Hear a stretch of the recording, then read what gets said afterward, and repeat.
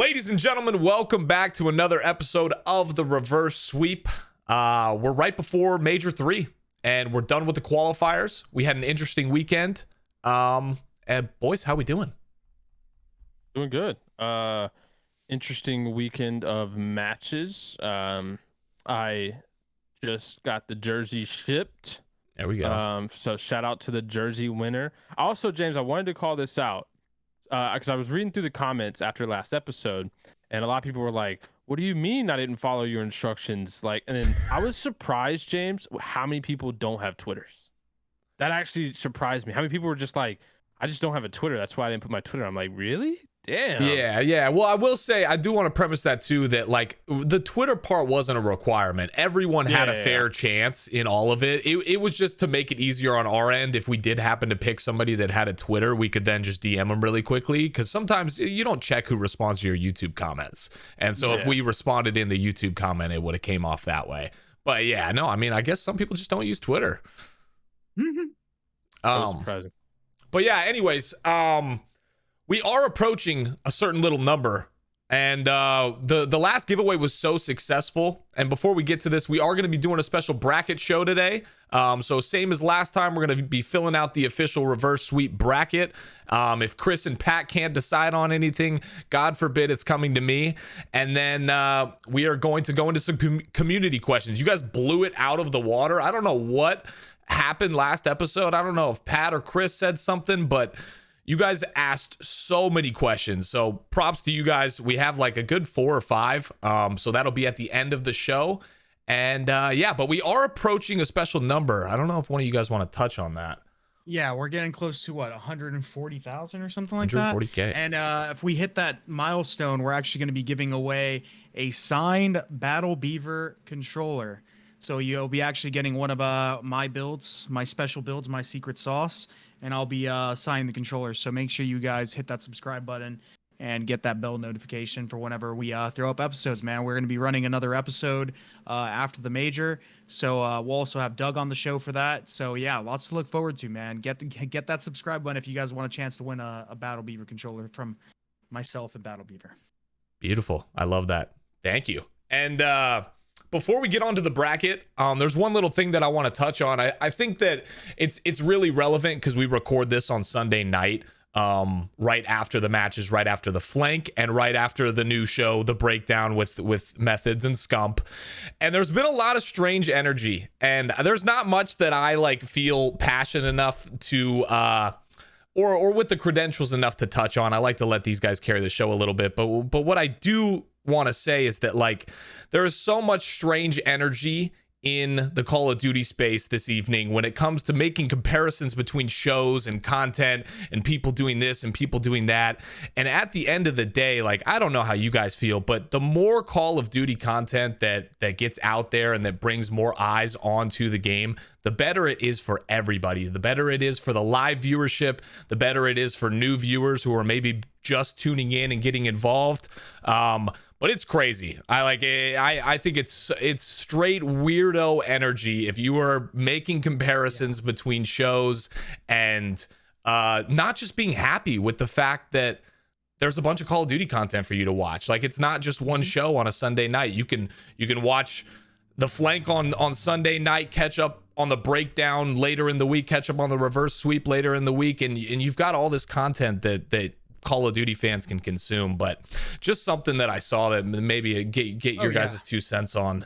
No, I 100% agree, man. Like, I think every show has its nuances, man. I think the breakdowns got a little bit more professional production. They're doing a great job. I tuned in a little bit to see what they were about. I think the flank is a lot more casual. It's got that, like, hold on, like, boys just talking about Call of Duty and stuff like that vibe. And then we got our vibe over here. So I think people that make this out to be a competition are just stupid. If you can't tell by the Twitch numbers and even like YouTube content regarding competitive Call of Duty, ranked play, any of this stuff, competitive Call of Duty is doing numbers right now. And I think if you're a competitive Call of Duty fan, you should be happy that there are this many people that outside of when they're done with their competitive careers, they're choosing to put out content for you guys, right?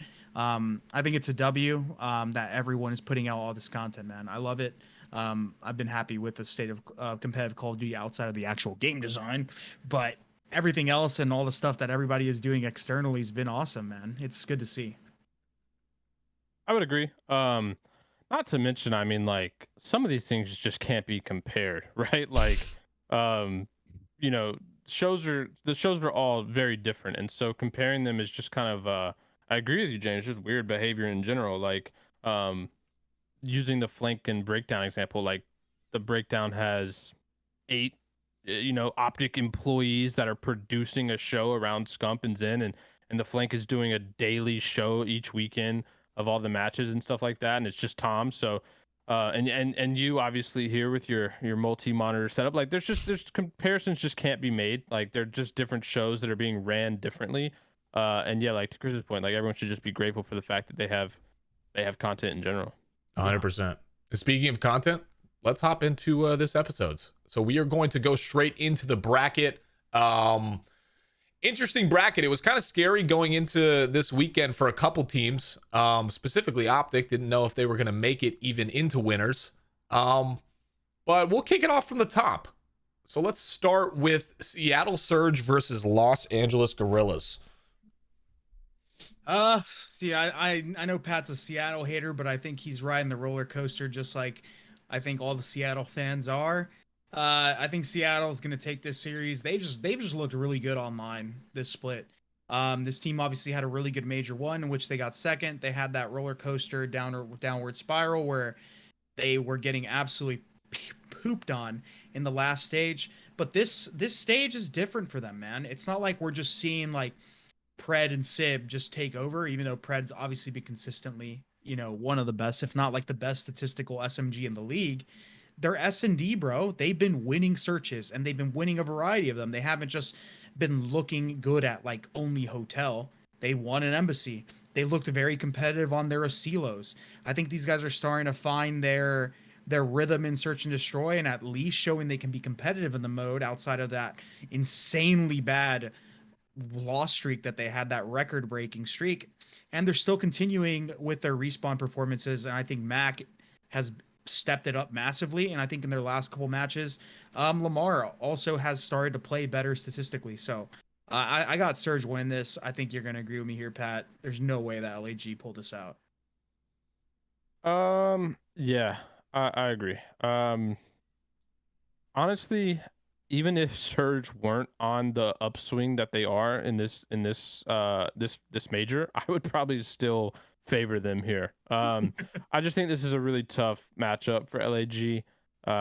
Yeah, I mean, because the thing about Seattle is like, even though they're incredibly inconsistent, and even they've had incredibly inconsistent results so far this year, they have Pred. And like, I feel like Pred is just one of those guys who is going to eat a team like LAG alive, even if his team is playing horribly. So, yeah, this is just an absolute mismatch. Alrighty, so we have Seattle moving on, and then LAG going to losers round 1. We'll move on to the Battle of the Reds. Los Angeles Thieves versus Atlanta FaZe. This was our grand finals matchup of the last major.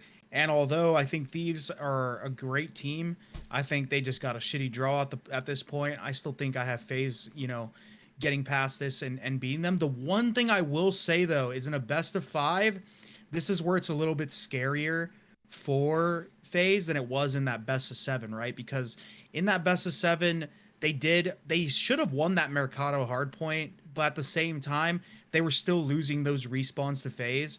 And I think what kept them ahead, or to the Thieves, I think what kept them ahead was that control. And they don't have 2 controls in this best of 7 like they do, or in this best of 5 like they do in the best of 7. So if they can't pull out a hard point, this might get dicey, and it might come down to that control, which FaZe has not looked particularly good in hardpoint. They're still competitive, but they haven't been able to string together very many victories, which is the worrying part. I still have faith that FaZe will go through here, but this is about to be a banger match. Like, I can't wait to watch this one. Yeah, something I think you're missing here, Chris, is that Thieves tend to start these events a little slow. Like when you think at last event, they lost to OpTic, I think they won. Mm-hmm. And so obviously once they had that loser bracket run, they caught fire. But I actually favor FaZe for that reason here, no matter what. Granted, yeah, the best of 7 and best of 5 is a little switch up, but I just don't think Thieves start hot in these tournaments. And I think that gives FaZe an advantage, especially considering that like I'm already giving them the edge in S&D by default. And so with thinking that Thieves is going to start slow, with FaZe being better in search, I just think, regardless of map count, I think they just get it done, right? I think they just win 3. And so I would like to say, though, I hate that these teams are playing round 1. I hate the format that the CDL currently uses with how tiebreakers are set up and how, strength of schedule matters and you're playing 5 games because, yeah, I mean, a FaZe, Thieves, arguably our top 2, definitely the top 4 teams playing round 1. And then obviously Ultra and Subliners, probably the other top 4. Those have being round 1 matchups is super, super unfortunate. And so, that is shitty to call out, and it doesn't obviously ruin the tournament, but I think it can stomp on storylines that we should otherwise have. Now, what are the odds? So obviously, Atlanta FaZe right now has the record for S&D wins in a row. What are the odds they go through this whole tournament and continue that? Like, do you think that they're just on a hot 0. streak? Bro, with the way they've been playing, like, it's feasible. Like, their S&Ds have looked good. Like, how close? What's the most rounds somebody's gotten them in search like recently? I feel like.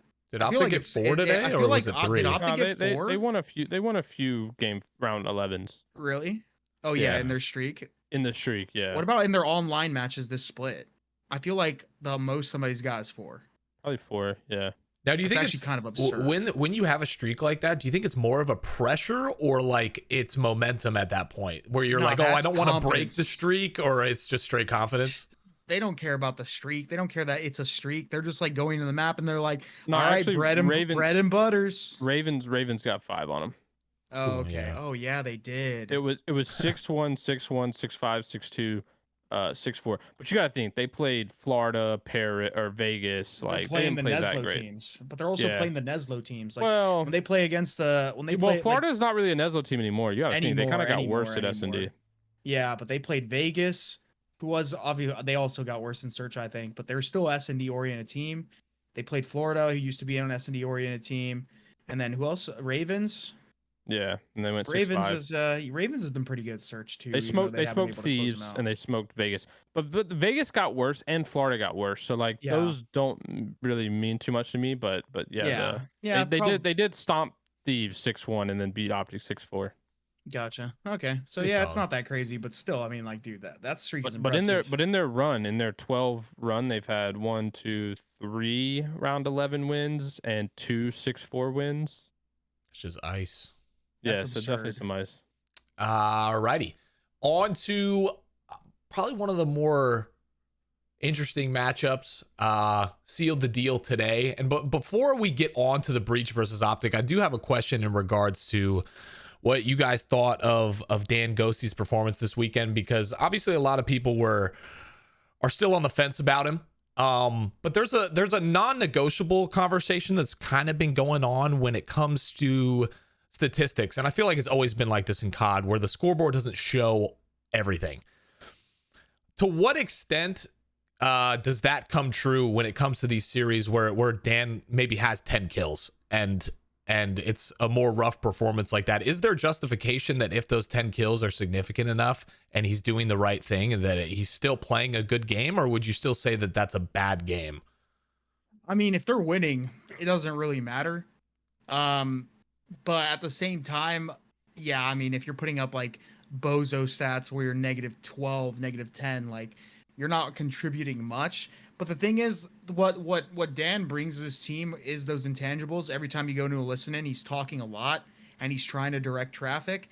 And if you talk to any of the OpTic guys, the reason they got rid of Illy, it wasn't strictly off stats. It was literally off of all the other stuff. The stuff that you expected Illy to bring to the team, they felt like he was not bringing. Like, he was not calming a lot. Shotzzy was literally the motor mouth of that team prior.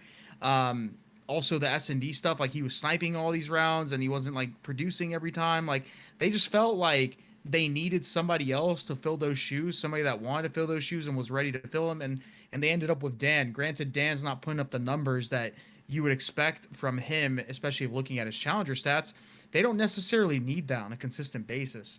I think the reason why this team hasn't looked as good this stage isn't necessarily because of Dan. You could argue that maybe Ghosty isn't enabling the team like iLLeY was to an extent, but that's maybe more so like a time will tell type of conversation.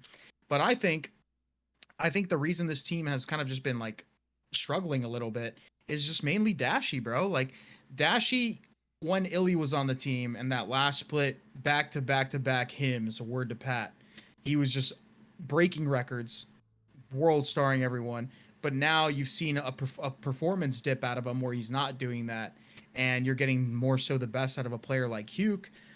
And I feel like that's maybe the only conversation you can have. I feel like outside of that, like Dan has been contributing. He's been putting up decent enough numbers, like maybe nothing crazy, but he's putting in a lot of damage most of the time. He's got a lot of assists. He's got a lot of time. Like he's doing the dirty work for the team and he's filling the gaps. They haven't been able to transition that to W's. And I'm not going to sit here and act like, oh, these guys are now going to be the best team in the game. But we'll see. We'll see how these guys have improved. I'm not gonna shit on Dan though. I don't think like, dude, Dan's thrown into OpTic. Like he's not. He needs some time, bro. I think he's fine though. I think he's fine where he's at right now. I mean, performance 2 is very like someone could go 10 and 20 like Dan did in this thing. If they win the map, like it, who cares? Like people shrug it off. But if he goes 10 and 20 and they lose the map, it's like, damn, that guy just costed them the match. And I think that's always going to be the case. So, I don't know. For me, at least, comparing to the iLLeY thing, like regardless of play styles, I don't necessarily think iLLeY was a problem on this team. I think there's more to it than the story we got. Yeah. And I think they just had to make a change. I mean, you got to think they were trying to replace Huke, then they were trying to get Alec. Like this team has been trying to make changes. So, Dan Ghosty just ended up being the one. I am curious though, because from what I heard, at least in challengers before you joined this OpTic team, he was like averaging like 1.35s in challengers, just absolutely frying people. And so it is a little weird to see like the dynamic shift of like, well, he's supposed to be the like, well, I guess he was in challengers like this, super talented rookie who's just world starring everybody, to coming into a professional team and playing the like, I'm gonna make the plays to get us the win role versus like the superstar role. And then obviously, yeah, like Dashy's performance has massively fallen off since they made this move. So it is interesting. I think it's just more of I want to see what happens on land, because Dashy on land specifically was really where he was like him that whole weekend. Yeah. And I think that's what elevated them to get top 4. And so we'll see if he can replicate that. And if not, how much impact it has on how Ghosty plays, and see if one of them can elevate them to make a run. I still think Dan has it in him to play at that level. Maybe not like fucking 1.3s, but to play a good AR role. But I think that's the question, right? Like if he is playing that Slayer role, does it hurt Shotzzy? Does it hurt Huke? Do you know what I mean? Does it like change the? I think when he joined the team, he's like, because you don't see these guys practice every day, but I've talked to them and they say like their practice is usually going really well. I know a lot of teams say that, but I'm not gonna like. I don't think Dan's gonna bullshit me here.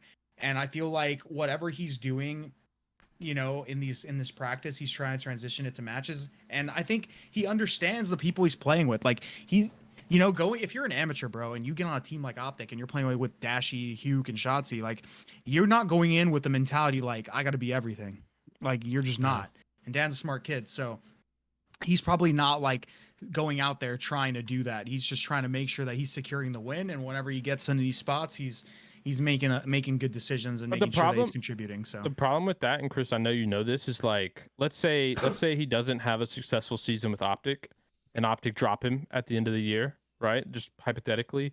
Well, because he took this back seat, didn't show out how good he was. We've talked about it. This isn't a role players league. Like role players do not get picked up by other teams. They're not the stars people go after. And so if he elects to play that backseat role, they don't have a good season.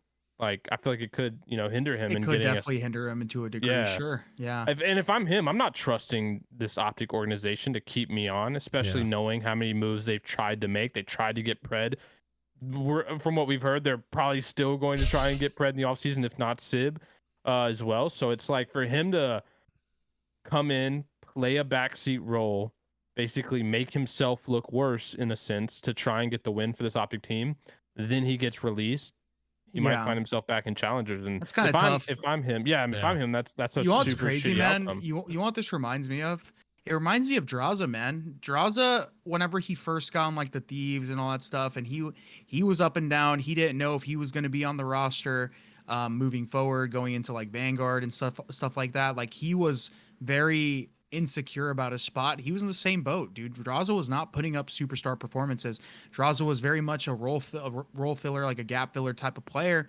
And then they ended up kind of believing in him and re-signed him, and then they ended up winning champs. So I mean, like he could definitely find himself in that boat where he gets insecure about his spot and maybe he's not playing up to that performance. But bro, if they get results, like unless he's throwing up the actual bullshit, like I'm sure he's gonna improve as a player and he's gonna start playing maybe a little bit better statistically. But I mean, only time will tell. Hopefully for his sake, that's not what happens to him. But yeah, I could see the issue with that, Pat, because yeah, it's definitely not a role players league, bro. It's definitely not a role players league.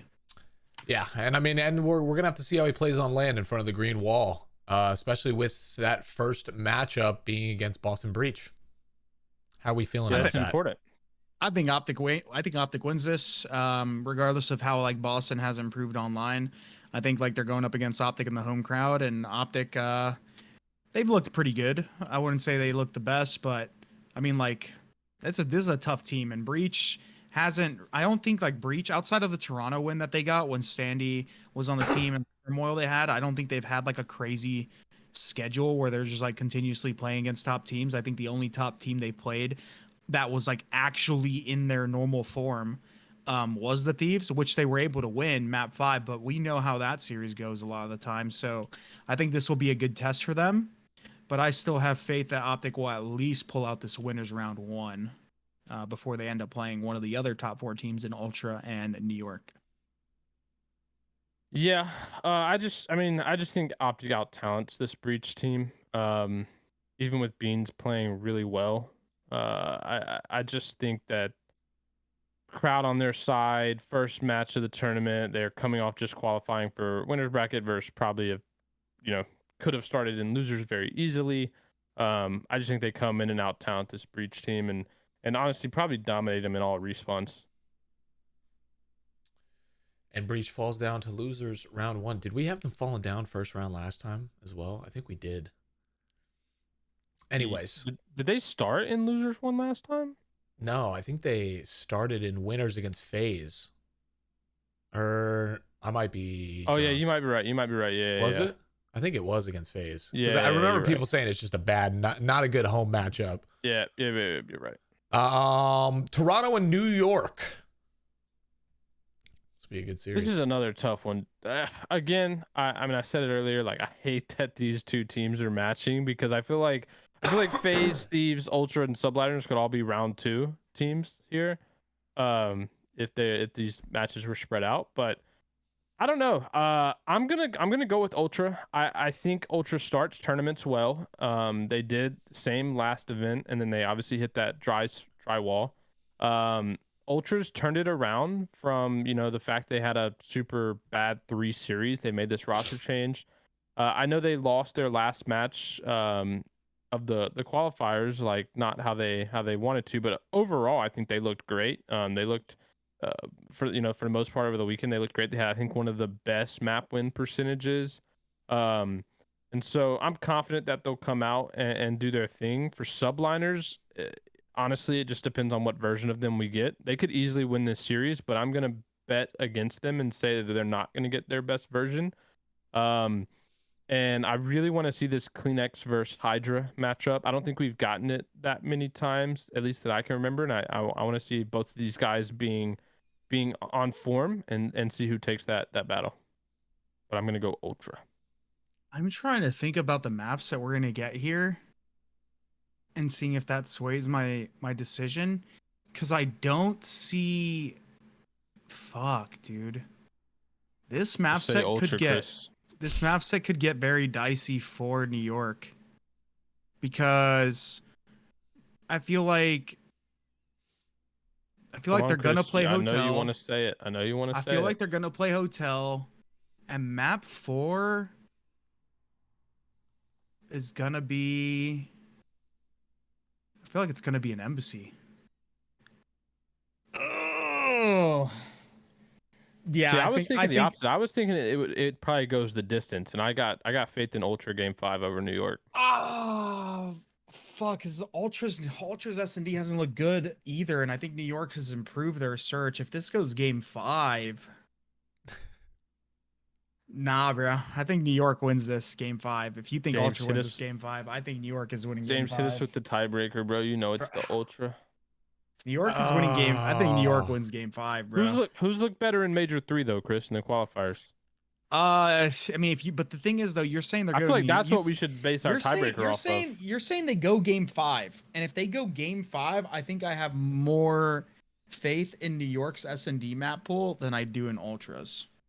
S&D, how are these S&D You're videos going going to off go? map pool. I'm going off just team. I was gonna say, if we're just talking straight up, If you're talking straight up, you got to give it to Ultra. yeah, I was gonna say I'm calling 3-1 Ultra for this matchup. I like that. Yeah, I do think they're the better respawn team. Ultra, I think in respawns this major were pretty dominant, to be honest. Yeah, they 3-0'd were good OpTic. They 3. Who'd they beat? Let's see. 3-0 OpTic. They 3-0'd. Yeah, I forgot about this. They 3-0'd New York in this major. Yeah. Nah, honeymoon cheese. What?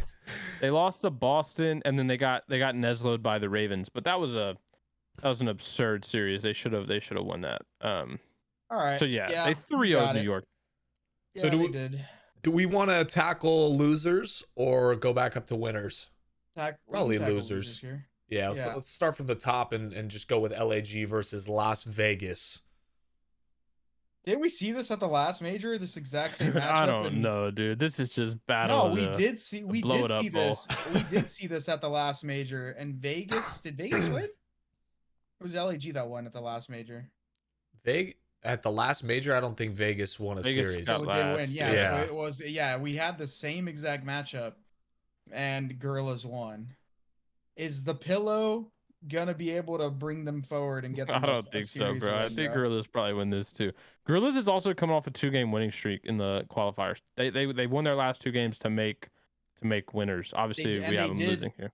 And they did beat Vegas, but that series Vegas trolled, bro. Yeah, but I still don't honestly, have faith in with Vegas. with the record that Gorillas has against Vegas, I gotta say Gorillas wins. And not only the problem with Vegas is like Clay has been the best player on this team the last 2 months. Like that should not be the case. This guy's going on 40. Yeah, that should not be the case. And again, I still don't think TJ's figured out respawn. He still is very lackluster in every respawn, and Fries in S&D. So, yeah, I'm gonna go Gorillas here. Yeah, I got Gorillas as well. Alrighty. We're speeding through them right now, bro. Vegas getting. Well, this one's gonna be the quickest. This next one. LAT versus Rocker. Oh, this is LAT. Yeah. Rocker has looked so bad. Slam, son. What do you guys think about the rumors of Illy maybe making their way over there? Who's making that rumor? I've seen a couple across the Twitterverse. I wouldn't hate it. I just don't know how it's gonna happen. I mean, Rocker has money. Like they're one of the orgs that does have money. At least I've heard. Yeah, but like investing money into a role player is tough, especially mid-season where you don't know if it's gonna change anything. Yeah. I think this Rocker team needs a more than a 1-person change. It honestly, if we're speaking open here, I think they need a full squad wipe, including coaching staff, including some of the management. They here. are royal. We were talking about on the show. It's like, what placement do they need to get to whatever justify it? Yo, they are fucked. Yeah, they're playing Thieves round 1, bro. Think about it. They're either playing Thieves or FaZe round 1. Oh yeah. Like they're done. Rocker's not beating either of these teams. So Rocker's getting a nice 12th to finish off their 0-5 run where they just got absolutely world starred. That's despair, bro. That is despair for sure. Wow. Now I'm actually, for this next one though, I'm kind of interested. I feel like of the teams, like London is not the team that you want to drop down and play in losers first round. I feel like they've been a little bit better. A little bit. I agree with you. They have, but Breach cooked them in group stages already. Yeah. Didn't they? That was their first. That was their first match, and that was when Beansley dropped a 0.0. Yeah. Like, I would also say that London's been like pushing people the distance, but also like been like a Neslo threat. I don't see them Nesloing Breach. Like Yeah. Breach is also 2-0 in game 5 since they got beans. Yeah, I just think Breach Nah, is it's the breach. Breach yeah, is this the is a better team breach. here. This is the better team, bro. Poor Ravens, man. It'll probably be close. It'll probably be close, but yeah, I Bro, think it'll be a no, Breach it one. wasn't close, bro. No, Well, I'm saying like actually, the maps, like not the record, like Wait. the like it could be a 3-0, but it could probably be like close maps. wait, actually, did they go map 5 with Beans the first game? Who did they was it their first game that they went game 5? Yeah, they didn't they Neslo or Yeah, something? Because yeah, I remember them Breach saying 3-2 like them, the, Okay, yeah. the Actually, Zinni curse. Well, yeah, it could be close, but still, I still got Breach winning. Yeah, but this. no, this was the series that Beans cooked him. You got it backwards. This is the series Beans had like the Oh, he cooked in 1.3 So what- something. Yeah, So it was the Toronto series that he got cooked in, yeah. but this was the first game 5. Yeah, this is their second match of the qualifiers. Okay, yeah, I had it backwards. But It was either way, it was actually a close game. It was 250-248 game 1. Then London smoked him on the map 2. Breach smoked him on map 3. Map 4 was 250-180, and then Breach smoked him game 5. Oh, So that's why I okay. said I think the maps could be close, but I think Breach is going to clutch up here. Nah, I you're also right. think Breach is just a better control team, like Yeah. straight up. Yeah. Ravens control hasn't been good. Yeah, you're right. Yeah, I mean, I didn't think London was gonna win, but you're definitely right on the definitely being a little closer series potentially.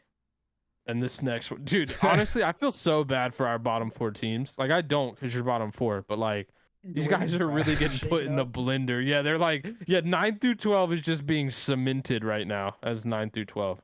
The way these brackets are getting shaken up, bro. Like the mid teams, like aren't even dropping down. It's like you got like 2 top 4 teams just dropping down to losers immediately and just. That's what I smoking was somebody. saying. Like, yeah, New York and Thieves just come in here and smoke the bottom 4.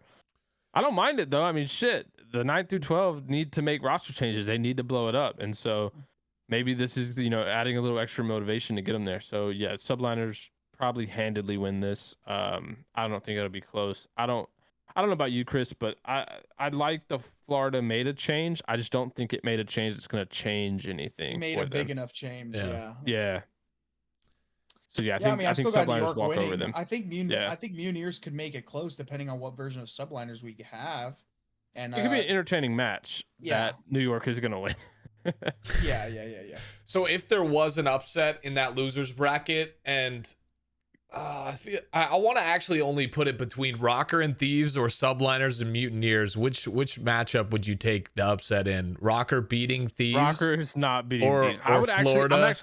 James, I will actually bet the house that Rocker doesn't beat Thieves. I cannot see that happening. I mean, they showed up on LAN for Major 2. Yeah, but then they went home and literally looked like hamsters. Like, Is none it of the Thieves who series were eliminated good. Rocker 2? And that was that series where Bance and Afro had like the 0.5s. Yeah. They smoked them. Afro had a 0.5, bro.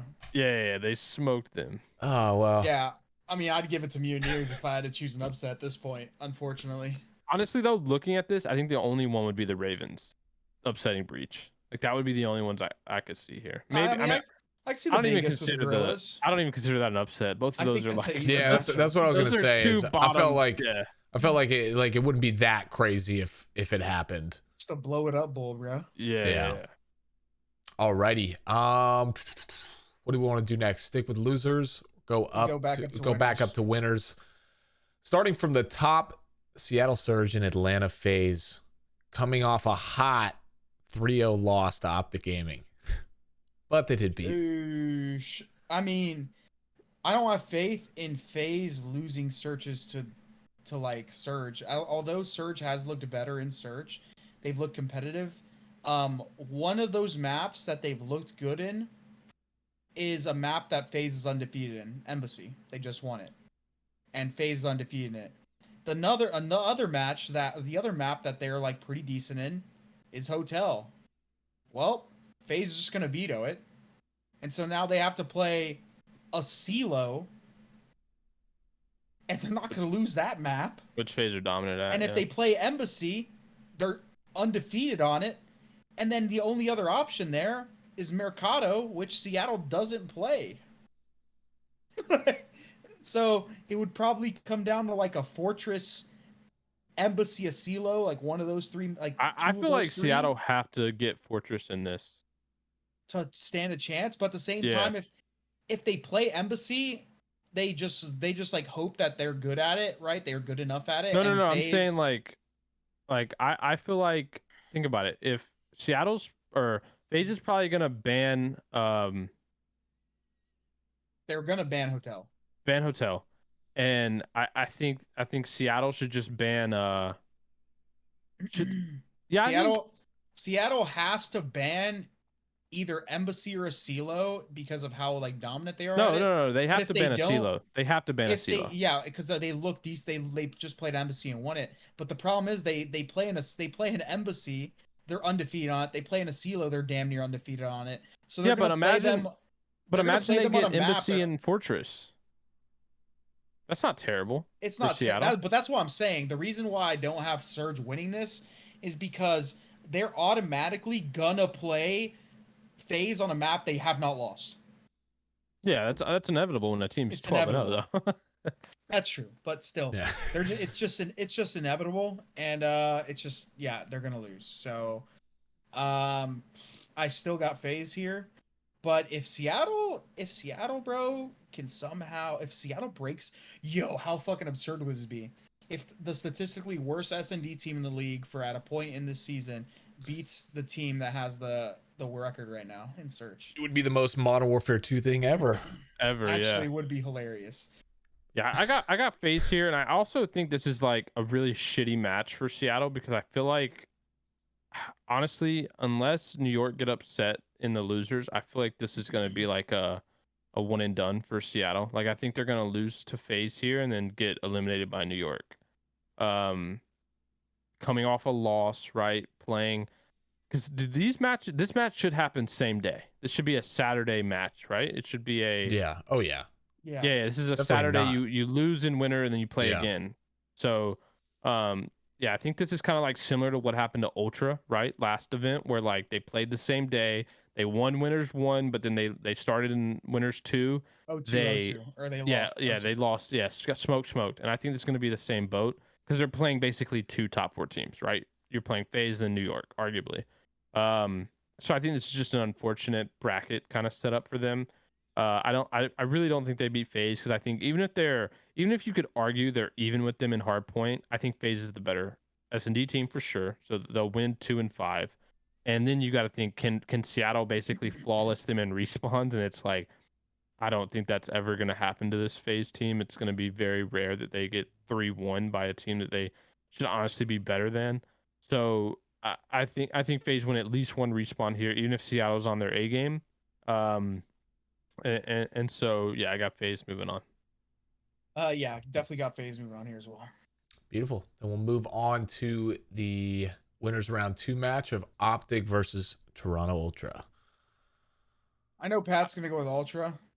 Well, dude, what do you mean you know? They've looked good, bro. They looked fried good. they fried them. They fried their shit. They shit. They already. 3-0'd them so fast when they played them. They had Dashy on a 0.6, Ghosty on a 0.7, Huke negative. Shotzzy didn't play that great, and then you had Scrappy and Kleenex like literally MVP form. They had 2 like 1.4s. Yeah, they fried their shit. So Yeah. I'm gonna give it to Ultra. As well. I think honestly, I think this is just a matchup diff. No bullshit. I feel like if both these teams' best players play their best, I just think this is a matchup diff. I think the way Ultra play is just it honestly it's gonna beat OpTic because OpTic play, like we've said before, they play more loose. Ultra plays very like not very fundamental, but they make the right plays. And so I think it's just a matchup diff. I think Ultra's gonna come out hot here. Obviously, Ultra want to bounce back from that lackluster performance last event, and I think this is gonna be their true run to a winter final. Now, if OpTic were to pull it off, do you think it would be a game 5 scenario or just a scenario where like Florida maybe comes out flat or Toronto comes out flat? I think it would have to be a come out flat. I feel like if OpTic pulled this off, it's like an OpTic 3-0. Like I don't if it goes the distance, I think Ultra win this. Yeah, I think this would have to be Ultra come out flat, just because OpTic's a streaky team, bro. Like they would have to catch this team off off their game because the way they've been playing, at least online, this is strictly going off their online play. They've been looking really good, but at the same time, we made a prediction like this last major, and Ultra, had that unfortunate Saturday where they just got pooed on. So unfortunate. But at least with the way Ultra's been looking lately, they look really good, man. So I expect them to finally put it together on LAN. Because if they don't put it together on LAN again, bruh, like I'm not getting this Ultra bracket again, bro. Like they're not making it that far. It's a new team. It's one new player. We'll see. Either way, yeah. This one so can we be move quick on. as well, James. Go ahead and this get is the gonna be teams quick. out for us. Thieves. This one's Easy. just not even a convo. Yeah. Yes, Well, I'm not bruh. even. Yeah. Well, I would bet the house. This is another bet the house scenario. You're not gonna bet the house cheese. oh, that'd be a good segment name. All the the shows house, yeah. all the shows that are coming out with all these segments. The reverse sweep segment is called Bet the House. And it's the worst odds matchup of the week. I can't even think of a scenario where LAG beat them, to be honest. Like on It would just LAN. have to be a thieves fall asleep on their controllers. Like Yeah, and Kenny's like YY is just stuck. And he can't un-YY. Alrighty, well, maybe not so much of a Boston Breach versus NYSL, the Battle of the East Coast. I mean, I think like Breach have the potential to upset here, depending on how New York plays, because Breach is on the up and up. Although they haven't had a really good test, I think them being thieves is a good showing of like their potential. But I don't think New York are gonna have another disappointing major. If they do have another disappointing major, like there's potential there for like a change somewhere. I could see it. The thing is with New York is they're just too strong in respawn, bro. Like usually their respawns are really good, but the problem is right now is like their respawn is where they've been throwing, bro. They've been lacking. Like all the maps that they've been good at, they have not been like closing them out, man. Like, and on Breach's end, their respawn has looked pretty good. They map wise, if you look at the maps of this series, they're gonna play Hotel. There's no way they don't play Hotel. Like this is both of their, like both these teams, they love that map, and they probably play. They probably play an Embassy as well, or actually, I think I could see these teams squaring up on Fortress as well. Fuck. This is hard to call, Pat. I think you want. Are you gonna go New York? I'm gonna go New York. I just think New York's a grittier team. I have more faith in these guys, especially on LAN. And like you said, I can't imagine they have like 2 back-to-back events where they perform well or don't perform well. To me, I don't think Beans is enough for this Boston team, especially on LAN. Like, granted, the green wall is probably going to be a little bit more supportive of this Boston team with Zinni. Like, Zinni's obviously going to be there pulling for them. So, might give them a little fandom in terms of like the crowd cheering for them. But I just think New York is a gritty S&D team. I think they're good enough at respawn to beat them in both. Yeah. So yeah, I'm gonna go New York here. I think it could go distance. I agree with you. I do think there's upset potential, but I just don't think it happens. I think if I'm picking one team, I mean, obviously other than the Thieves here to make a loser bracket run this tournament, I'm gonna go New York. Yeah, I'm gonna say I'm gonna go New York as well. I think New York's gonna pull out. I think this match is gonna be close though. This is gonna be an entertaining one. At the very least, we'll get a nice losers round 2 entertaining match because Breach has looked better, man. If this goes game 5 though, I could see Breach winning if this goes game 5. It's possible for sure. Yeah. Because New York hasn't looked that crazy in Search, while the Breach have actually looked good in Search with Beans on their team now. Well, they've looked good game 5. Like they still have lost a few S&Ds. They've been winning the majority of their map 2s though, or the majority of them, yeah. They lost to London 6-1, I think. They lost to Ultra. Let's see. Well, you have the stats on deck, bro. I always do all my shit off memory, so mine might not be that good. Their memory is horrible. They also lost to Florida as well.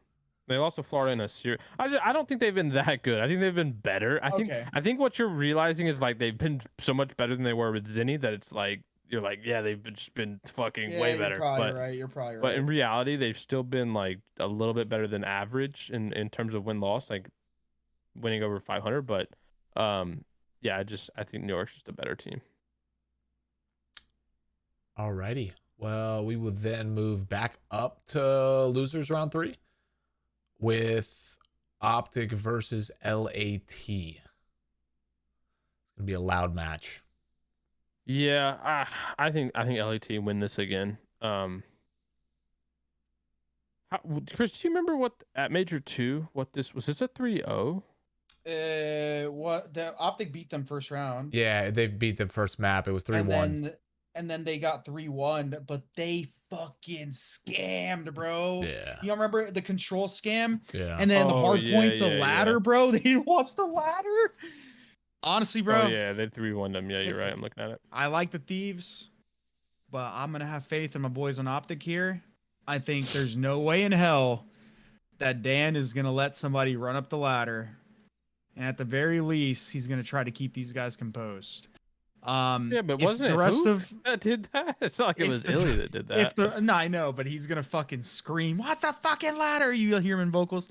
I mean, I think this is just gonna be an entertaining match. If both teams are playing at their potential, this could go either way. Just for the sake of it, bro. You're gonna go with Thieves, probably. I'm gonna go with OpTic. I'm gonna go. And we're Thieves. gonna leave it up. We're gonna leave it up to the 50-50 here with James. Listen. Thieves had a stronger schedule as well this major, like a harder one compared to OpTic, I think. Yeah, but OpTic made a change, so you still have to get acclimated. You know what I mean? Like, yeah, but not every team comes out and just immediately is good with their new. Thieves is gonna acclimate this new OpTic to the elimination at this tournament. This one's up to you, James. Dude, it's tough because part of me wants to think that like it's just that home crowd is gonna be electric, especially if I'm thinking OpTic wins map 1 and they get some momentum again. It's gonna be a close like 250. Hold on, real quick. Think about who Thieves played this major. They 3-1 FaZe, they 3-1 Seattle, they 3-0'd Rocker, and then they lost a game 5 to Breach, and they lost that crazy series to Legion. Yeah, but it doesn't matter, bro. Like, yeah, the strength of schedule shit and then they is lost bullshit. to they lost to, or yeah, you said they lost to Rock, or they beat Rocker. Right. No, this was my point though. Thieves, when they played a good team, fried them. All good teams they played fried them. When they played the bad teams, they lost them. So I think this is one of those cases that where it's like Thieves respect good teams, and when they play against those good teams, they world star them. Like Thieves, I think is just a team that's so much better against strong teams than they are against weaker teams. And I think they're gonna go up against OpTic again, another strong team. And I think they're gonna all be on their A game, especially knowing we talked about this earlier. When Thieves get hot in the losers bracket, like what we saw at Major 2, they're nearly unbeatable. And I think this is another case where it's like back-to-back series, momentum. I mean, record wise against OpTic, it's pretty split, I feel like. And you got to think this is going to be a same-day matchup. Again, OpTic's going to come off a loss in Winners 2, drop down, play a red-hot Thieves who have won on a 2-0 streak in loser bracket. I just think I got Thieves here. I think momentum's going to carry. I think Thieves will be a good team to fight the adversity against like a very loud green wall. Think it like champs when people are against Thieves. They're like very, and you see Mud Dog come out on stage. They kind of like talking to the crowd. I just think this is a really good matchup for Thieves here. And I think this is like one of those like fuck it then. You're selling this good. Although I mean, OpTic lost 3, got slammed by NYSL yesterday, and then came back today and 3-0'd FaZe. So like they have a little bit of bounce back, but 3-1, and they have a little bit of bounce back potential. Yeah, but it was like do or die for them, and Atlanta FaZe was like, is it still do or die for them? Bro? I just think LAT can't keep doing this with the losers bracket runs. There's no way they can keep. No, I'm gonna go OpTic. Nah, Either way, it's both some these cheese. teams. Either way, both these teams are getting bracket cheesed. Outside of the well, like they're just getting bracket cheesed, bro. Like they're playing each other like relatively early in the tournament. Like depending on what version of these teams we get, like we could always see these guys playing in like a winners finals or something. Like it's Yeah. unfortunate. It just depends on all matchups. Either way, bro. Like I'm just gonna go out on a limb here and say that this is gonna be a close series. Like, period. Yeah. Like it always is. On to Seattle versus NYSL. I got Seattle this time. Series. I got New York. I got Seattle this time. Seattle's just this stage has looked better than New York. And Seattle has made a lot of improvements to their search. And map pool wise, I feel like they play a couple of the same searches that I feel like we're going to see in a CeeLo in there, which they've looked competitive and they haven't been able to pull out a win. And I think we'll probably see. Actually, we might see like Embassy Fortress 2. I don't know. It's going to be a weird map set. But Seattle's just looked good in respawns, and they've looked a lot better in search. They've looked really good this stage. This is the Seattle roller coaster, and I think this is going to be one where they at least make a pretty good run here. I got Seattle. To me, top 6 is a pretty good run. Granted, for how bad they were at Major 2. Again, I think you're looking at this as just a one matchup thing where you're not factoring in like what's actually occurring here. Seattle's coming off a loss to FaZe, dropping down into losers, instantly playing a red hot New York team who's now on a 2-game winning streak. I think when you factor in stuff like that, for me at least, especially knowing how this matchup could go against the FaZe squad, where they get arguably, I think they could get manhandled here. I just don't see them coming back regaining. Seattle FaZe right is away. always a good match, though. Yeah, but that's always a good match. I'm calling a manhandle from the FaZe here. Yeah, I think it's going to be a dominant S&D. Seattle's going to lose that S&D and be like doubting, like, fuck, we've been better at search, but we can't beat FaZe. And they're just going to get smoked. No in one the can beat respawns. FaZe, though. I'm not gonna. Seattle's only been winning because they've been winning S&Ds. I'm not gonna put any credibility into the bracket cheese, like red hot shit. Like It's obviously not cheese. That's just tournaments. Obviously that happens at tournaments, but it doesn't always happen, bro. I've seen people literally coming out on a win spree, like, oh yeah, we're winning matches. Oh yeah, and then they lose. Like Boston was doing it at the last major. Yeah, but you got to factor in the personalities on the losers. roster, like the personalities on this team. Personality cheese, bro. I'm looking at pure results. No, you can't. You can't. That's just not like a realistic way to look at a matchup. You're just like you're putting these guys in a simulation and saying like who's gonna win. Like you do have to put yourself. You have to put yourself in the shoes of like you just refreshed Twitter and this is exactly what the bracket looks like, and these matches did happen like leading up to it. It's not you just grab a match out of left field and are like, okay, who wins? You can't ignore all the other results here and just look at one match. Dude, regardless, bro, I still think Seattle takes this with the way they've been looking lately. I got New York. Love you, Chris, but I'm gonna go with New York as well. Did New York play Seattle this major? They didn't, right? No, actually, they did. They did. I'm pretty sure Seattle fucking smoked them. Did they? I'm pretty sure they did. I don't remember. Let me look. All of a sudden, Pat doesn't have the stats. Yeah, they got 3-0'd. Wait, Seattle 3-0'd. Oh yeah, but it was a 3-2 control. They got 3-0. It was a close hard point. They got 3-0. This was a series where New York got massively outslayed. Pred literally went for a but Pred went for a fucking like nuke. Yeah, well, I mean that's like how this team in Seattle plays in their respawns. Yeah, but we talked about this. Bro, Pred's gone for a nuke in every series. But we talked about this when New York gets like massively outslayed like that. That's just what it's going to look like. Like they bounce back the next day and 3-0'd OpTic.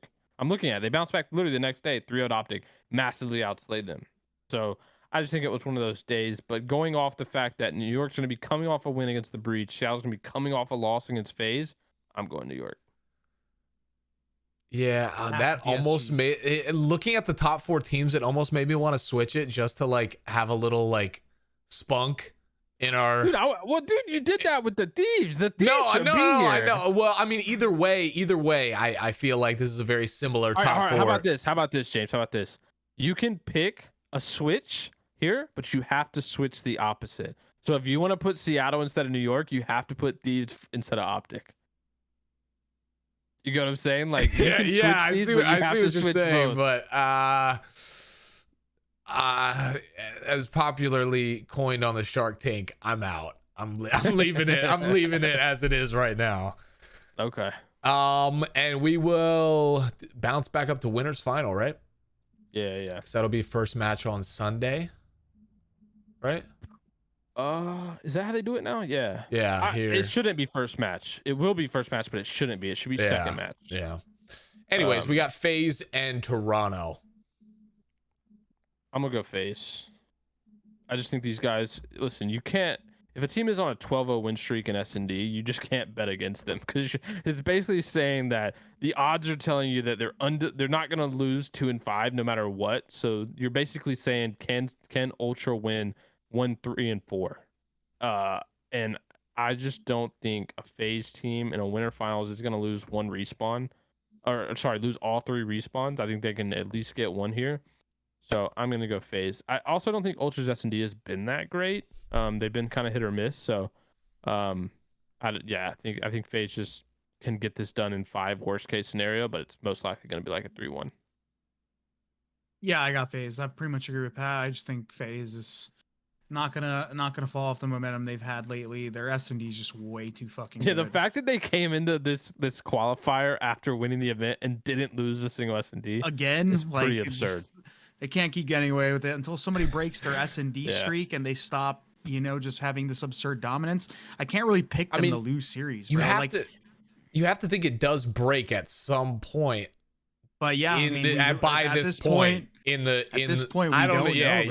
know. They'll probably lose one here, but like, bro, I guarantee you. While it's funny, bro, like if the bracket plays out how it is with Seattle playing FaZe in the second round, for some reason, just something in my fucking brain is telling me Seattle is gonna beat them in Search, and it's gonna be hilarious. But it's gonna happen. It's gonna fucking happen if they play each other. Watch. I'm calling it. I'm calling it. It's Modern Warfare 2. OpTic and NYSL. I think they just clear here when they just played recently. Like it was literally, what was it, this weekend they played? Yeah, they got 3-0. Yeah, 3-0. Yeah, it was yesterday. They fried them like bad. Yeah. So yeah, I'm gonna go NYSL here. I think this is just a really rough matchup for OpTic. I think unfortunately for OpTic, they placed the same as they did at the last major. I just haven't seen enough improvement with Dan to like really be like, okay, these guys are gonna, get over that hump and beat one of the top 4 teams, consistently at least. And with the way New York has been playing online, and they obviously beat them, I still think I got New York winning that series. But I do hope that OpTic proves me wrong and they can actually show some improvement because for Dan's sake, they don't want to place the same. Yeah, if not worse. Now.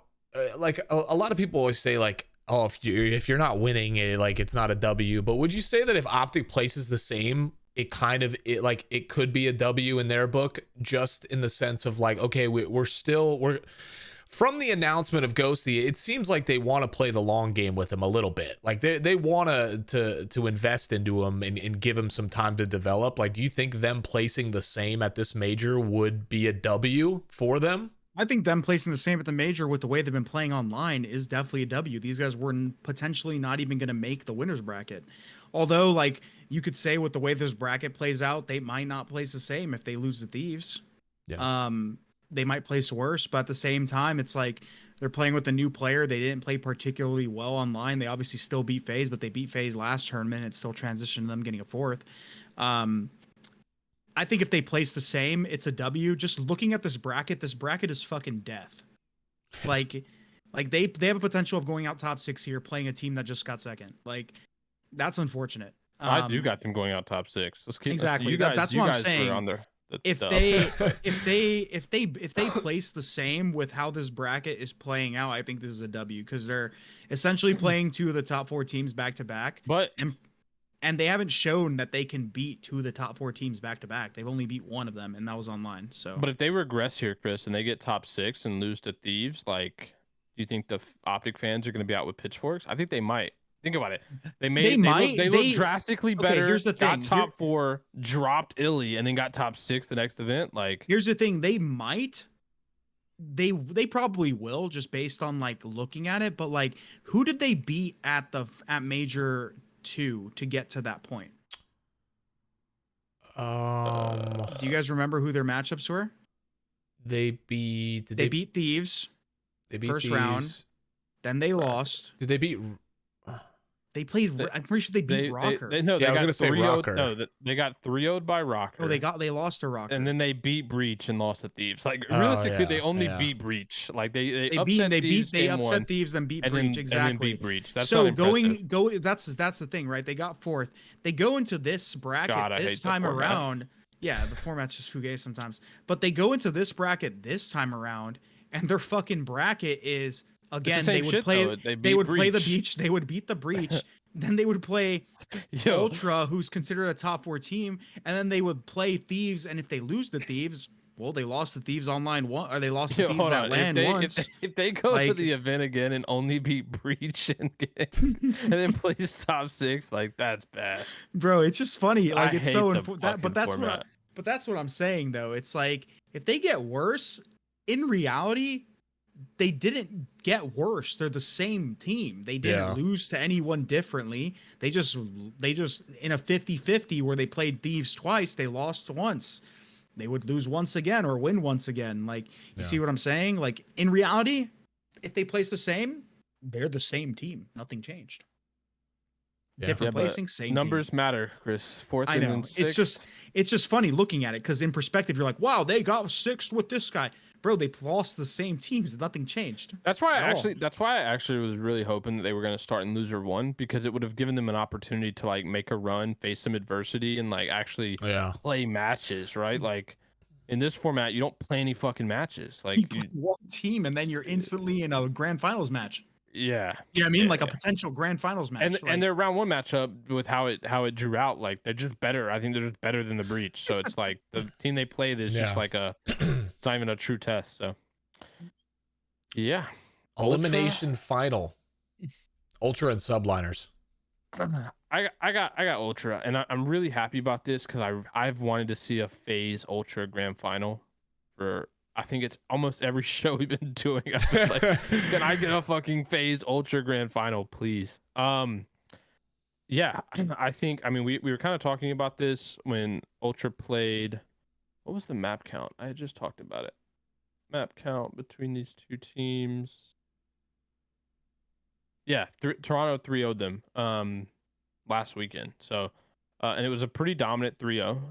It was a 250, 230 hard point, 6-3 S&D, 3-2 control. But like when you look at this, like the stat lines, like CleanX and Insight with frying, and this is just one of those series where I think now that Toronto's made this Hixie pickup, like CleanX has just been frying, especially in these sub matchups. And this is why I kind of said I wanted to see this CleanX versus HyDra matchup in round 1. And I just think that for some of the same reasons we said in round 1, I just think Ultra is a well-rounded team in all modes. And yeah, I'm gonna go off the numbers, and CleanX has been absolutely world starring. So here's the thing: finally, Ultra's time to make a grand final. I said Ultra was gonna do a last split. We said the same thing. We all did. We all believed in Ultra playing well online, transitioning to LAN. If they go to this event and the same fucking shit happens where they don't transition to online, I'm not making the same mistake again in any of these bracket shows. I'm gonna be realistic, and I don't care how good online Ultra look anymore. I'm not going to have them getting to a grand final in my damn bracket because these guys have been trolling me, period. I do think Ultra, obviously, they did beat them. They look better online currently. They're going to beat them again. But at the same time, like, bro, if they do this again where they don't make a run, bro, I'm not doing this no more. I'm going to go with Ultra. But Jesus, man. We're about to start making Bell Fiber memes at this point, bro. But I also think, Chris, you got to think, like, if they dodge that double Saturday thing, like what happened in Major 2, I think they're going to be way better off. Like we have them beating OpTic and win around 2. Yeah. So that's what I'm saying. Like if they can kind of dodge that, back-to-back series, like I think spreading out a loss for them, it will be really helpful. Because I think, they're still a pretty young team, if not one of the youngest teams in the league. Mm-hmm. And so, spreading out like at least a day in between your loss, like I think they'll be a different team. I mean, definitely a mental reset helps, but still, dude, like no more of this Bell Fiber cheese, man. If they don't string together a run like they did at the first major with their top 4, Wait, did they get top 4, top 6 first major? I don't Top remember. 4, anymore. I think. Yeah, I think Either it was way. top 4. If they can't string it together again, bro, like I have no faith in picking these guys to make runs anymore. Like the most I'd have them at is like top 6, top 4. Like no more grand finals predictions for me. But yeah. They're right, on their what about the third grand strike. finals? On to grand finals. It'd be the third strike. for Third sure. strike. Yeah, sorry, Toronto. Atlanta FaZe versus Toronto Ultra. Was this our same grand finals from last bracket? I think it was. Yeah, it Yeah, I was. think And we- That's and we what I'm ch- saying, and- bro. and- Cheese. We chose Toronto last time. It was a 50-50. It was. But this time I'm getting Probably FaZe, not. bro. It's not 50-50, bro. FaZe. Yeah. Until FaZe loses a search or shows any sign of weakness in that game mode, I just can't see them losing in grand finals and where they get 2 of those. Or they're getting like They get 3 three SDs. of them in a series, bro. Like Yeah. it's not happening until they show a sign of weakness. We got FaZe again. Major. That would be kind of crazy if FaZe string together a couple majors here after like last year placing second so much, and they finally just fix the little issues that were needed to get on the other side of the hump. Dude, What did they get at FaZe- Raleigh? Did they get 3rd or 4th? Third, They got third. third, I think. Yeah, they got third. At Raleigh? Yeah, they got third. Because the I don't think finals they've was placed Seattle, New fourth York. in a while. Seattle, New York was finals. FaZe was third. Ultra was fourth. Thieves was 5th through 6th. Okay, so 3rd, 1st. That'd be pretty dominant. Yeah. Either way, bro. Like they just haven't shown a sign of weakness in search. If they go to another event and don't lose a search, I'd be fucking appalled. Nah, they'll definitely lose one. You think they're gonna lose one this tournament? I mean, it would be You the think they lose craziest. one- It would be you the think they lose one- craziest. Would that be the craziest run in COD history? It would, but the funny part is like, bro, they for all we know could literally go into this event and only play a CeeLo. Like and just Yeah. win it every time, and they at this point they'd have like a absurd record on just one map. Granted, because the veto system, obviously the veto system is good for competitive integrity in matches. In terms of like bringing up like records, like if they're like winning every series 3-1 or 3-0 and they're only playing like one map, it'd be hilarious. Because they're like, oh yeah, they're undefeated in search, but they literally have played a CeeLo 12 times. Like Just 11-0. just one map. Alrighty, well, That'd be that is our official bracket. There's no way that we don't have it 100% correct. There's no way that it doesn't end up being perfect. Last time was a fluke. This time it's perfect. Bro, this major, Except I for think- the OpTic Thieves matchup in losers. You know what's funny? I think that this major we only had like 1 or 2 disagreements. Me and Yeah, Ted. yeah. I kind of just sat back and let you guys pick it out. It was pretty straightforward. I think we're getting pretty we had close. 2, and it was both losers round 3. I think we're getting. Yeah. I think we're getting pretty close to the end of the year where we kind of are finally able to kind of figure out who should win matches. Obviously, it doesn't always play out that way, but we're getting pretty close to understanding what teams are good at, and especially with the way that some of these matches are played out. A lot of these teams have played each other in recent periods, so yeah, the strength of schedule for this one was absurd for like a couple teams. So Yeah. Let's get on to community questions before. So again, once again, a reminder, we are going to be giving away a beautiful Battle Beaver scuff. Shout out to Battle Beaver and Battle Chris. Beaver. That's what I said, right? Scuff. Oh, Said scuff. Battle Beaver scuff. I'm over here tweaking. Yeah, you're giving out a hybrid controller. Yeah, it was a collaboration, Doesn't exist. unreleased. This is mine for people that are watching at home. You'll be getting something like this. Look at that anime weebed out. mhm. Oh, that buttons. is hideous. That is hideous. What? This is a Cronus sexy included. controller. Cronus How are you included. saying this is ugly? No, those sticks are what's ugly, bro. Get that left stick out of there. Wait, this is for movement. Look at this dome. It's so small. It's like, dude, look at this. Oh yeah. See, this is like, it hurts your thumb like when you're trying to move forward. This is smooth. No wonder you're not number 1 in rank play. Anyway, Alrighty, on to community questions. Grabbed a couple. First one coming from MCup30. I actually thought this was an interesting question because I don't think I've ever heard the story of this. How did Pat come up with Aches, and how did Chris come up with Parasite as their gamer tags? You go first, Pat. Well, I gotta state here that Chris was Caramel XX when I met him, not Parasite. He was Caramel XX. He was using the RPD, throwing frags on Overgrown from the bridge to the bridge wall to the fucking A flag.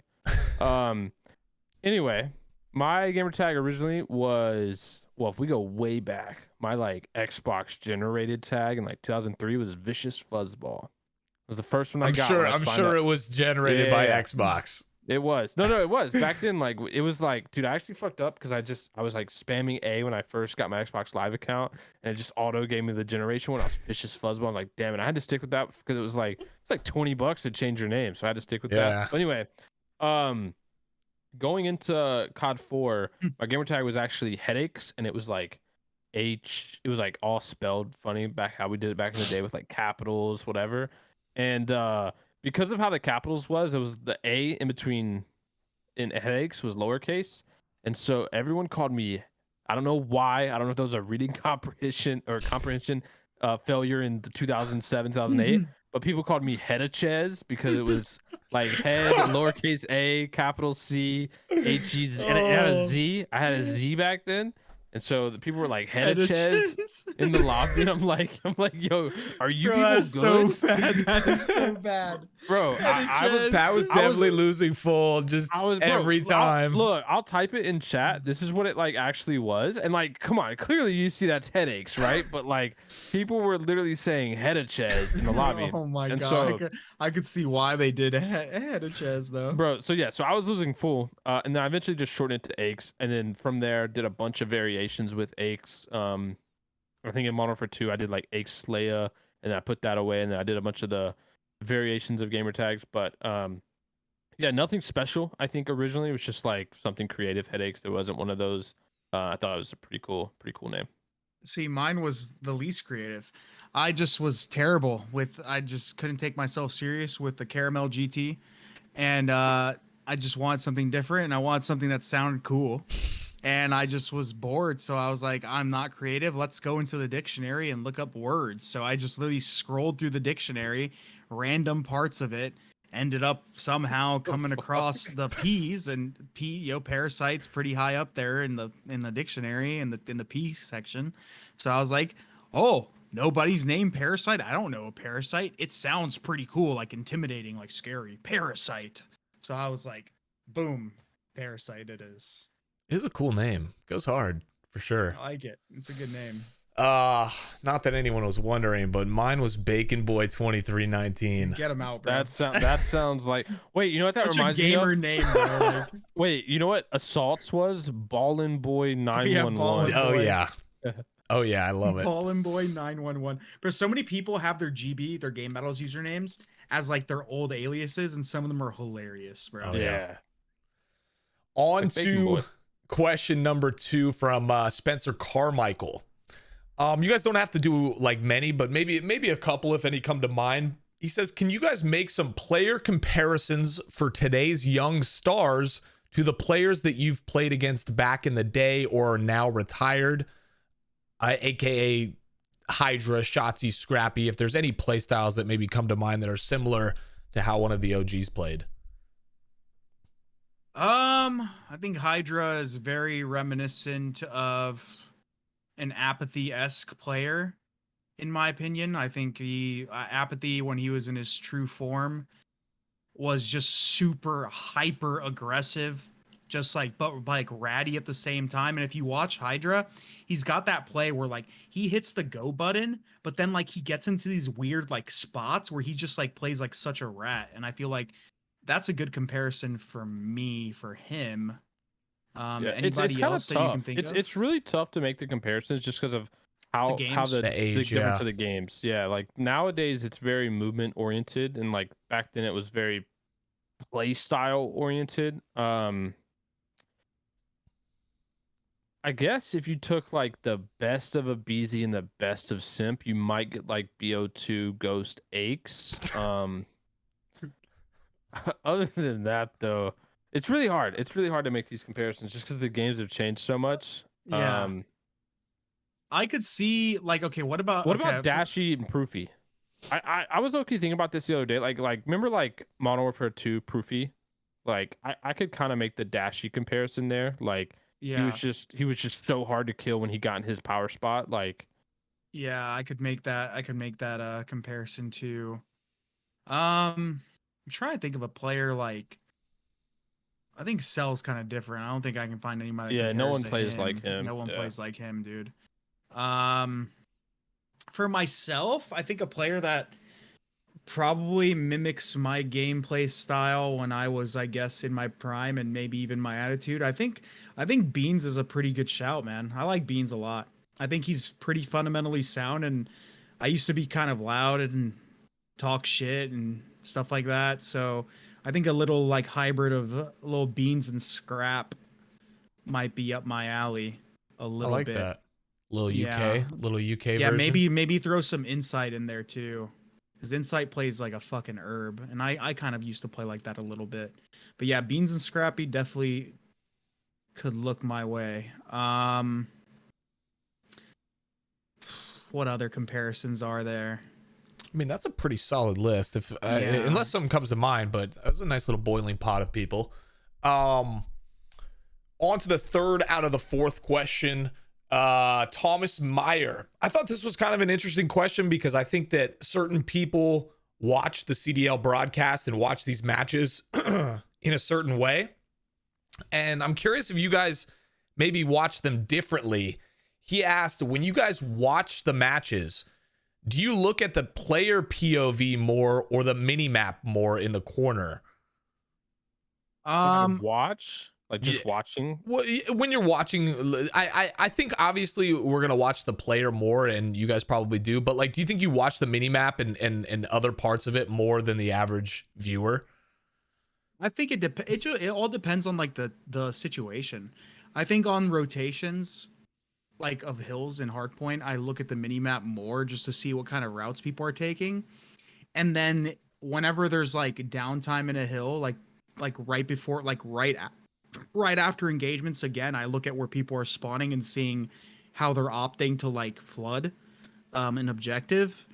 But outside of that, no, I probably look at player POV a little bit more. There are times where like as a competitor, like I play the game obviously, so like sometimes I can read the pressure. I'm like, oh, this should be happening. This is about to happen. I'll look at the mini map for confirmation it's about to happen, and then it'll happen. And that's like when I look at like the mini map the most. But outside of that, it's mostly just player POV.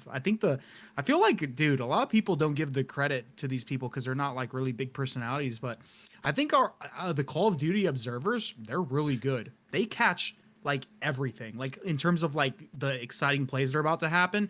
I rarely see like a bad POV where it's like, yo, this guy just went off. Why the fuck was it not on him? Like they catch it. They're pretty good at it. So shout out to the observers, the Hot Hands Lounge. The Hot Hands Lounge. Yeah, if you guys didn't watch that video that they put out recently, it's really entertaining to see like that side of, I think it was like their reactions. It was like a 2 or 3 minute compilation of their reactions, and it was an entertaining watch. People don't really think about like them all chilling in their team. They're telling the team. story. They're telling the story that we watch on screen every day. So cool. Shout out to those guys. 100%. For me though, no, I don't. Especially now that I'm retired and I don't really play Modern Warfare 2. I just Pat doesn't care about the spawns. Very casually chilling back watching the games. Yeah, first person POV.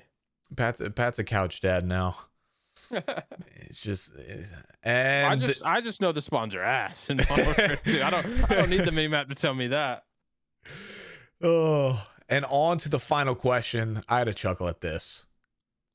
Kevin says, why did Aches have to retire before I found out about competitive COD? ?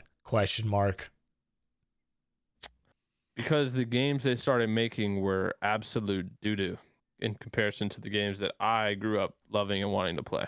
Pat was a very fun competitor to play against. You always wanted to beat him. Also, always did. Also, people don't realize this as well. Like, especially like someone who like he just said, he just got into competitive, like let's say 2020. Like when they're just coming into it a few years ago, and when you think back, like I played competitive Call of Duty from 2008 nonstop to 2020, like 12 full years. And Chris did as well. And it's like, that was 12 years of coming home after school at the time, scrimming 6-7 hours a day, nonstop for 12 years. And it's like, I think there's a lot that goes kind of amiss in Call of Duty history when we talk about like how long some people have been around, because it's like when you add that up, like 12 years of 8 hours a day, because that's what we were playing too back then. Like, it wasn't like routine set schedules. Like, Chris, I mean, you can kind of speak to this too. Like, there was like a pride aspect where you just wanted to get on and get better, and you wanted to grind every single day, and like there was no money. Like, I mean, there obviously was money, but it was like there wasn't like the money that there are nowadays.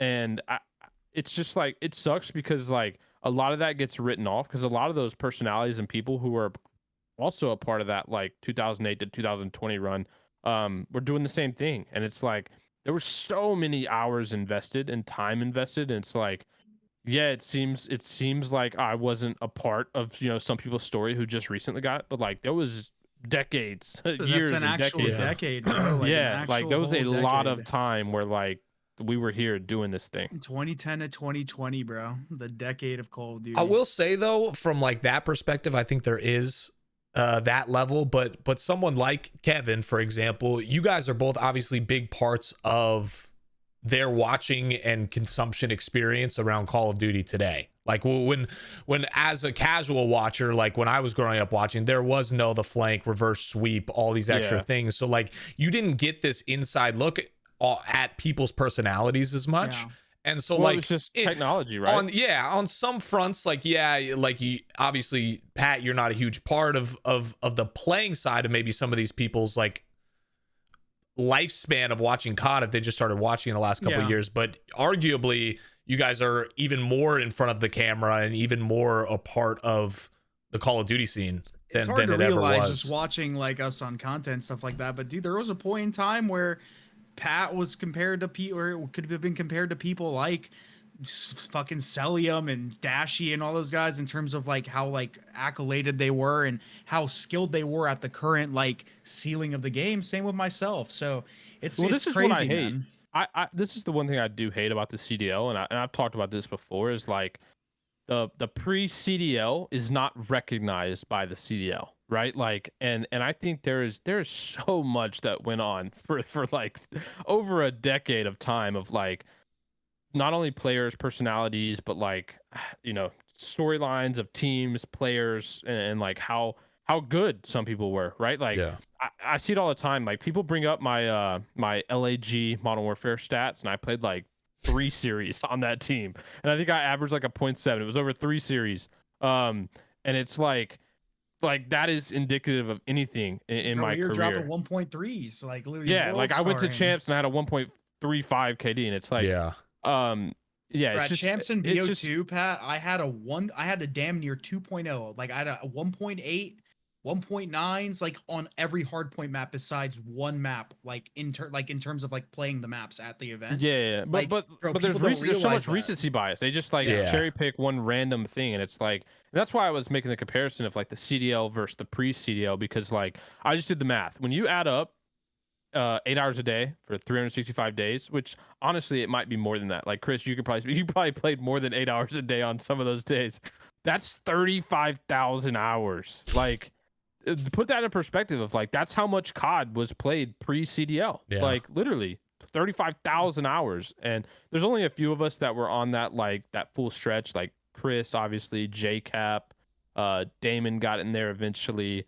Crim and Clay took some breaks, but like, yeah, it was a lot of time that was put in pre-CDL for some of these guys that are still around today, that have been around since the beginning. So it always puts into perspective when people mention that. Like, I always completely forget, like, 2020 introduced a lot of new fans to Call of Duty. Yeah. And they have no idea, right? Like Kevin, for example, like, there's just and what really sucks is like 2008 through like like right before 2013 was all scrubbed from the internet. Like, you can't, it's so hard to find matches because it was all on mlgpro.com. Mm-hmm. Like, that's where they upload all the VOD of all like the online matches, the events, all that kind of stuff.